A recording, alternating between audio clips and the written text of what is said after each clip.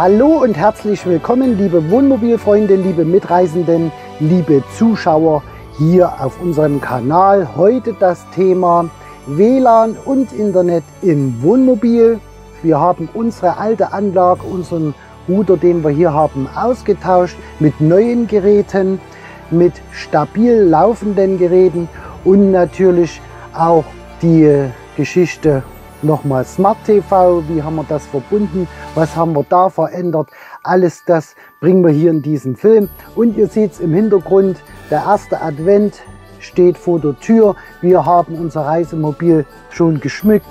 Wir haben hier einen Stern, wir haben hier einen Christbaum. Das zeigen wir euch auch mal mit in dem Film. Näheres dazu in diesem Film nach dem Intro. Bleibt dran, bis gleich.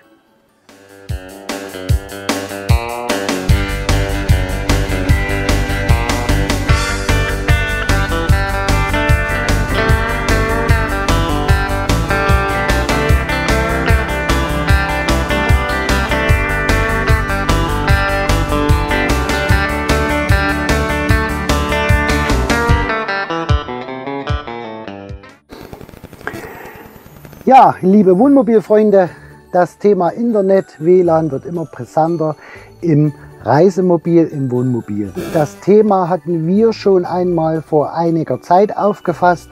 Diesen Film werden wir hier mal mit verlinken, da könnt ihr ja mal mit reinschauen. Was haben wir damals gemacht oder wie haben wir uns damals vorbereitet, damit wir hier im Reisemobil konstant Internet bzw. WLAN haben. Da haben wir uns diesen mobilen Router zugelegt von Huawei. Dieser Router hat mittlerweile bei uns ausgedient, mehrere verschiedene Gründe. Einmal mit dieser externen Antenne und so weiter, das war uns zu aufwendig, und natürlich die Einstellbarkeit in den verschiedensten Netzen, die wir jetzt hier haben. Das war auf jeden Fall ein treuer Begleiter gewesen, LTE bis 300 Mbit pro Sekunde, also richtig zügig gelaufen, das Teil, je nach Vertrag. Jetzt haben wir uns vor einigen Wochen einen neuen Router für das Reisemobil zugelegt. Wichtig war für uns gewesen natürlich, dass wir kein Gerät hier uns zulegen fürs Reisemobil, was ein zusätzlicher Stromfresser, ein zusätzlicher Stromverbraucher ist. Man hat natürlich Geräteauswahl ohnegleichen. Man kann hier sich eine Fritzbox einbauen, die auf 230 Volt basiert und mit 230 Volt läuft. Man kann sich hier andere Geräte einbauen, externe Antennen und so weiter und so fort. Unsere Erfahrungen haben gezeigt, dass man mit diesen mobilen Geräten, die es jetzt am Markt gibt, sehr gut zurechtkommt, weil das Netz in Europa sehr gut ausgebaut. Haben wir uns mal belesen und haben uns für dieses Gerät entschieden. Das Gerät, der TP-Link 4G LTE, werden wir auf jeden Fall mal mit verlinken, hier in der Videobeschreibung unten drunter. Und das Gerät haben wir jetzt einige Wochen im Test und ich werde euch das jetzt einmal zeigen. Was kann man mit dem Gerät machen? Wie funktioniert das? Wie schnell ist das Gerät? Und wie handlich ist das Gerät? So, das Gerät habe ich jetzt noch mal verpackt. So schaut die Schachtel aus. Ihr bekommt das so. Das Gerät, das alte mobile Gerät, haben wir hier noch mal zum Vergleich. Das neue Gerät zum Vergleich obendrauf, die gleiche Größe. Das legen wir mal beiseite. Und das Gerät, das neue mobile Gerät, schaut so aus. Nimmt sich jetzt nicht viel zum alten Gerät, vom Aussehen her, von der Handhabung her, hat aber kleine, feine Unterschiede. Hier haben wir den Akku verbaut. Der Akku, der hier verbaut ist, hat 2000 Milliampere Stunden und hält circa 10 Stunden. Ist sehr von Vorteil, was wir jetzt hier bei diesem Huawei nicht hatten. Das war natürlich ein Kriterium für uns, damit wir im Grunde genommen ein Gerät haben, was natürlich auch einen internen austauschbaren Akku besitzt und wir hier ein Gerät auch im Wohnmobil betreiben können, was Strom und Netz unabhängig ist. Wie bei dem alten Gerät haben wir hier unsere SIM-Karte drin von unserem Anbieter. Da sage ich nachher noch mal was dazu. Und hier kann man eine Speicherkarte einlegen, wo jetzt Daten, Videos, Filme drauf gespeichert werden und wo man von externen Geräten hier drauf zugreifen kann. Das Gerät schalten wir mal ein. Das schaut jetzt hier so aus. In der Zwischenzeit fährt das Gerät hoch. Was haben wir hier für Anschlussmöglichkeiten? Eine USB-Dose zum Laden. Das Gerät wird bei uns ganz normal in den Schränken verstaut, wird hier permanent eine Laderhaltung betrieben. Das ist jetzt die Anzeige. Wir sehen es auch jetzt hier auf der Anzeige. Wir haben jetzt hier Ende November 202 GB Verbrauch. Wie es zu dem Datenvolumen kommt, erkläre ich euch dann nochmal mit dazu. Des Weiteren haben wir hier oben den Empfang, wie beim ganz normalen Handy sind 4 Balken LTE, das Netz steht dahinter und der Anbieter. Wir sind eines großen deutschen magentafarbenen Anbieters Kunde und das zeigt es dann hier natürlich auch mit an. Dann haben wir hier oben, das WLAN ist aktiv und wie viele Geräte sind jetzt hier in diesem WLAN-Router angemeldet und eingeloggt. Dann haben wir verschiedene Einstellmöglichkeiten. Einmal Home, einmal Infos, Power, Standby etc. Dann haben wir hier WPS mit anderen Geräten synchronisieren. Und dann haben wir hier Netzwerk und Datenroaming für das Ausland. Wenn wir hier zum Beispiel eine andere Karte von einem anderen europäischen Anbieter hier einlegt, kann man das hier nochmal mit einstellen. Hier haben wir das App-Download, das heißt, wenn man jetzt andere Geräte mit diesem Router verbinden möchte, dann drückt man hier drauf und dann hat man diesen Scancode und den Scancode kann man einscannen. Da gibt es noch eine App fürs Handy, wo man auf das Gerät zugreifen kann und das Gerät genau einstellen kann. Ja, wie kann man das Gerät noch einstellen? Ich zeige es euch schon mal. Wir haben hier auf dem Handy das App. Das schaut jetzt so aus. Hier hat man noch einmal den gleichen Zugriff. Man hat oben den Datenverbrauch stehen. 202 GB in diesem Monat. So haben wir uns das hier eingestellt. Dann die Akkulaufzeit, Status Akku 92%. Man kann über die Karte natürlich auch SMS versenden. Dann die WLAN-Freigabe, die SD-Kartenfreigabe, da habe ich hier keine SD-Karte drin. Dann unsere Geräte, die wir hier im Wohnmobil haben. Ich habe jetzt nicht alle Geräte an, deswegen zeigt es auch nicht alle Geräte. Und natürlich die Einstellungen. Man hat hier eine Schnelleinstellung, dann die WLAN-Einstellung, SSDI-Einstellung habe ich hier gemacht, dann das Passwort. Dann haben wir die Internet-Einstellungen, mobile Daten, Datenroaming, Netzbevorzugung, netzbevorzugt, eine APN-Verwaltung, die PIN-Verwaltung und natürlich den Netzbetreiber. Dann haben wir die Akku-Einstellung. Energiesparmodus kann man hier noch zusätzlich einstellen. Somit schaltet sich das Gerät automatisch nach einer gewissen Zeit, die man einstellt, ab. Dann haben wir den Wi-Fi-Bereich, das heißt groß, mittel oder niedrig. Hier stellt man dann diesen Bereich ein, in welchem Wirkungsgrad der WLAN-Router hier oder im Wohnmobil wirken soll und natürlich die WLAN-Autodeaktivierungszeit. Das heißt, man kann hier einstellen, wenn der Router nicht in Benutzung ist, dass der sich automatisch abschaltet. SMS haben wir schon gesagt, Post-Ein- und Ausgang, die SD-Karte, USSD haben wir hier noch, haben wir jetzt nicht eingestellt, weil wir das brauchen wir nicht. Die System-Tools, Spracheinstellungen, Passwortverwaltungen, Firmware-Aktualisierung haben wir hier hinten und das war es auch schon gewesen. Also alle wichtigen Einstellungen und Überblick findet man dann hier über dieses App, was man natürlich auch auf dem Handy installieren kann. Was war für uns wichtig, wobei wir Ausschau nach so einem Gerät gehalten haben?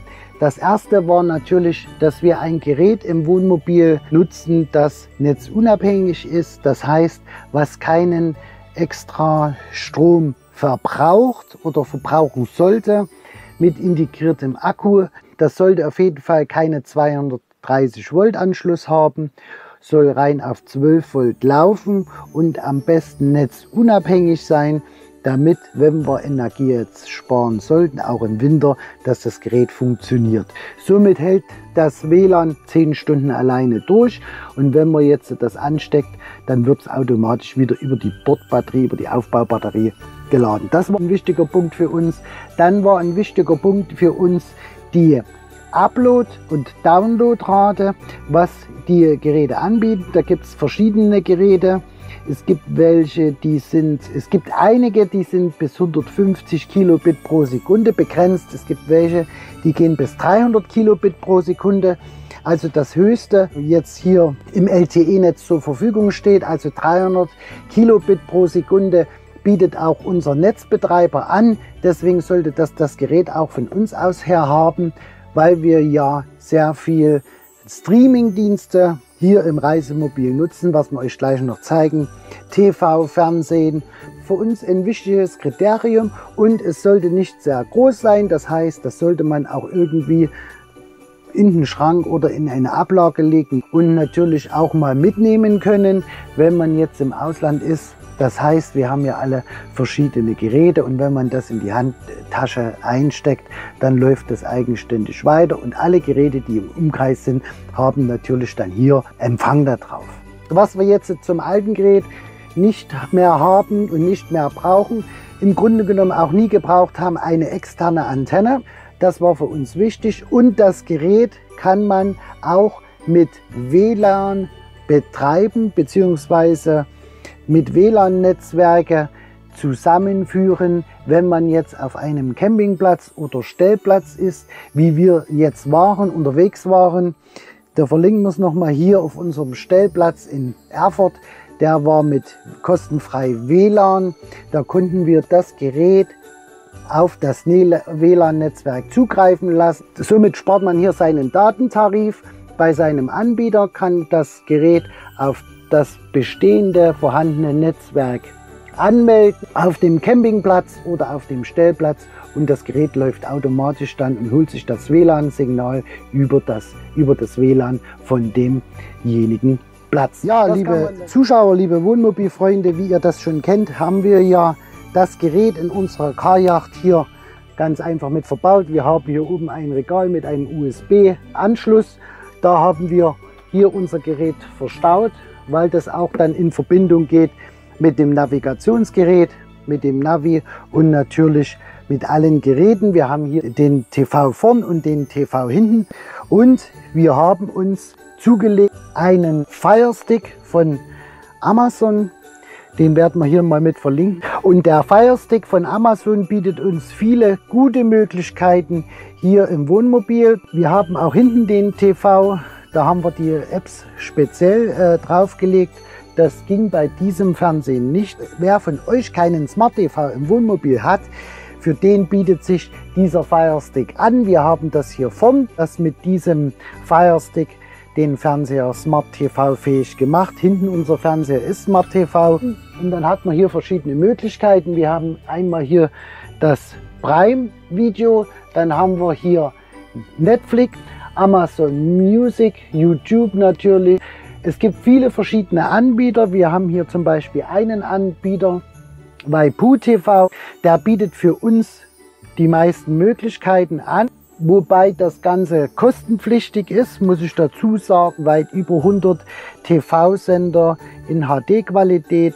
Somit haben wir hier im Wohnmobil sämtliche TV-Sender in HD. Nicht nur TV- und Fernsehprogramme haben wir die Möglichkeit hier das anzuschauen, natürlich auch YouTube. Hier haben wir unseren Kanal stellen wir ganz einfach mal ein, unseren letzten Film in 4K. Das ist kein 4K-Fernseher, ist klar. Hier sehen wir es mal, unser letzter Film und von unserer letzten Reise im Herbst, die Herbsttour, kann man hier wunderbar drüber anschauen im Reisemobil und hat dann die Möglichkeit, das hier komplett zu nutzen. Ja, liebe Freunde, so schaut es hier vorne aus und hinten zeige ich euch das jetzt mal. Wir gehen jetzt ganz einfach mal nach hinten. Im Schlafbereich haben wir es jetzt hier so. Der Fernseher läuft hier parallel, das letzt eingestellte Programm. Dadurch, dass das ein Smart TV ist, den werde ich hier auch nochmal mit verlinken, der braucht natürlich diesen Fire Stick nicht von Amazon. Den verbinden wir ganz einfach mit dem WLAN-Router. Und hier haben wir natürlich die gleiche Auswahl, wie wir es hier vorne haben. Das heißt Netflix, Prime und so weiter und die ganzen Fernsehsender, die Applikation für die Fernsehsender, TV-Sender, alle in HD-Qualität. Auch hier haben wir einmal unseren Kanal laufen, unseren letzten Film von unserer letzten Herbsttour. Wir sehen es jetzt hier, der Film ist in 4K, wird jetzt hier wiedergegeben auf dem HD-Fernseher in HD-Qualität und läuft zügig, lädt zügig, die Internetqualität ist hervorragend, ist wunderbar und demzufolge haben wir natürlich auch hier hinten alles das, was wir vorne haben, identisch 1:1. Ja, liebe Wohnmobilfreunde, liebe Mitreisenden, das war einmal ganz kurz. Wir zeigen euch nochmal, wie wir hier im Reisemobil geschmückt haben für die kommenden Weihnachtsfeiertage bzw. für die Weihnachtstouren. Wir haben hier vorne einen Adventsstern hängen, den lassen wir auch immer leuchten während der Fahrt. Dann haben wir hier, hat meine Frau dekoriert, eine Beleuchtung und diesen Tannenbaum. Dann haben wir hier den Lichterbogen stehen, ein Räuchermännchen und gewisse kleine Dekorationen. Ja, liebe Wohnmobilfreunde, die Weihnachtsdekoration, wen es gefällt, wen es interessiert, werden wir auf jeden Fall mal teilweise hier unten in der Filmbeschreibung, in der Videobeschreibung mit verlinken. Einige Teile findet ihr nicht in der Videobeschreibung, weil das Unikate sind. Ja, das war es ganz einfach mal hier dazu. Vorweihnachtlich geschmücktes Reisemobil und natürlich die Hauptsache WLAN und Internet im Reisemobil LTE. Einfach gehalten, konkret gehalten, flexibel gehalten. Das heißt, man kann es überall nutzen. Resümee, nichts Besseres für uns. Test mit 1,0 bestanden. Alle Geräte funktioniert. Es macht das genau, was wir wollen, was es soll. Und natürlich haben wir hier noch weiteres in Verbindung. Wir werden euch noch mal weitere Geräte mit vorstellen in naher Zukunft.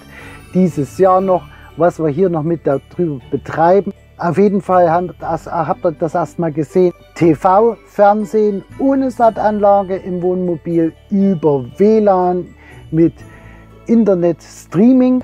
Noch einmal ein kurzer Tipp zum Netzbetreiber. Wir haben unseren Netzbetreiber. Von diesem Netzbetreiber haben wir uns eine Multisim-Karte geben lassen. Diese Multisim-Karte ist eine gespiegelte Karte von einem Hauptvertrag, auf dem wir unbegrenzt Internetdaten haben. Es gibt jetzt mittlerweile 3 Netzbetreiber in Deutschland, die das anbieten, unbegrenzt Internet. Es gibt natürlich auch einzelne Prepaid-Karten, zum Beispiel für 99 Cent am Tag, unbegrenzt Internet und so weiter und so fort. Es gibt verschiedene Tarife, ich habe mir mal einzelne Tarife angeschaut. Wichtig ist, ihr müsst darauf achten, dass ihr mindestens, wenn ihr TV-Streaming machen wollt, mindestens 50 Mbit pro Sekunde Downloadgeschwindigkeit hinbekommt und dass ihr auch einen vernünftigen Anbieter mit einer vernünftigen Netzabdeckung habt. Das ist natürlich so, es gibt verschiedenes, das will ich euch nicht alles erklären. Macht euch ganz einfach mal schlau bei euren Anbietern. Demzufolge kommen wir auch auf diesen hohen Wert, 202 Gigabyte im Monat. Ja, liebe Wohnmobilfreunde, liebe Mitreisenden, das ganz einfach mal, das war's. Hierzu Thema Internet im Reisemobil, was haben wir verändert, was haben wir verbessert, wie sind unsere Erfahrungen. Das ganz einfach mal dazu in diesem Film. Auch die Geschichte mit dem Wohnmobil geschmückt, was ihr hier gesehen habt. Die Geräte und die Links werden wir alles in der Videobeschreibung und in dem Film nochmal mit verlinken. Und wir wünschen euch eine wundervolle Vorweihnachtszeit, liebe Wohnmobilfreunde, liebe Zuschauer. Bleibt schön gesund, drückt die Daumen, dass wir bald wieder reisen können. Vielleicht sehen wir uns auch schon Silvester an einem schönen Wohnmobilstellplatz. Wer weiß. Bis dahin, wir sehen uns natürlich wie immer auf den schönsten Plätzen der Welt.